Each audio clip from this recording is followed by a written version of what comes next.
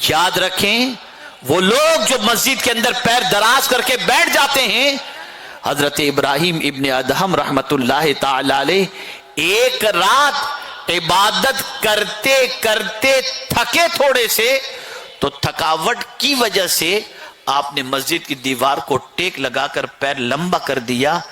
مسجد کے کونے سے آواز آتی ہے، اے ابراہیم کیا بادشاہ کے دربار میں ایسے ہی بیٹھا جاتا ہے؟ یہ ہے مسجد۔ آپ سب جگہ کا ادب دیکھ لیجئے، خدا کا ادب چھوٹ گیا، مصطفیٰ پیارے کا ادب چھوٹ گیا، قرآن کا ادب چھوٹ گیا، ادب ہمارے ہاتھوں سے رخصت ہوتا جا رہا ہے، اور ادب کا رخصت ہونا یہ زوال اور تباہی اور بربادی کا سب سے بڑا سبب ہے۔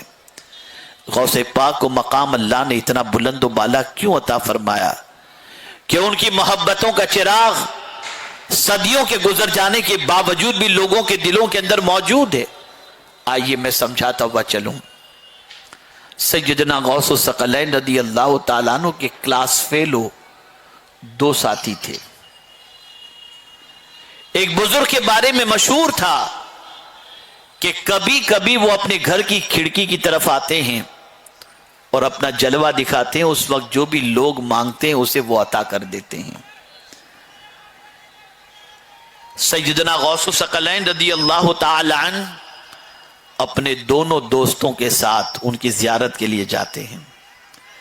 راستے میں دونوں دوستوں نے کہا کہ آج اگر ملاقات ہوئی، ایک نے کہا آج اگر ملاقات ہوئی تو میں ان سے پوچھوں گا، ایسا سوال پوچھوں گا، دیکھتا ہوں ان کو جواب آتا ہے کہ نہیں آتا، بلکہ وہ جواب نہیں دے سکیں گے۔ یہ سوچ بنا کر چل۔ دوسرے کی سوچ یہ تھی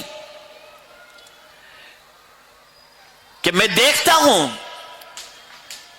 میرے کویشچن کا وہ جواب کیا دیتے ہیں، لیکن غوث پاک کہ دونوں دوستوں نے اپنا معافی ضمیر پیش کر دیا تو غوث پاک فرماتے ہیں میں تو صرف ان کی زیارت کے لیے جاتا ہوں، اور میری نیت تو یہ ہے کہ وہ نگاہ بھر کر مجھے دیکھ لیں اور میں ان کا ادب بجا لاؤں، شاید ادب کی بنیاد پر مجھے کچھ نصیب ہو جائے۔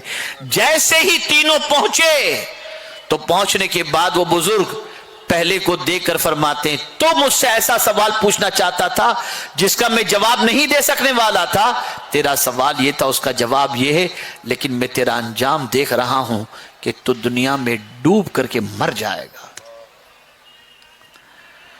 دوسرے سے بھی اسی قسم کی بات فرمائی غوث پاک، دوسرے کے متعلق بھی اس بزرگ نے یہی بات فرمائی اسی طریقے کی، لیکن غوث پاک کو کیا فرمایا؟ عبد القادر میں دیکھ رہا ہوں کہ بغداد کی جامع مسجد میں کھڑے ہو کر تم کہہ رہے ہو قدمی ہذہی علی رقبۃ کل ولی اللہ، کہ میرا یہ قدم سارے ولیوں کی گردن پر، اس لیے کہ تم نے جو ادب کیا ہے، ادب کی وجہ سے اللہ تم کو یہ مقام عطا کر رہا ہے۔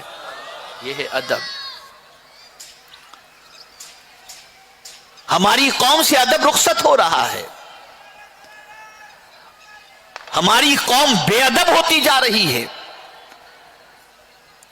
غوث الثقلین رضی اللہ المولا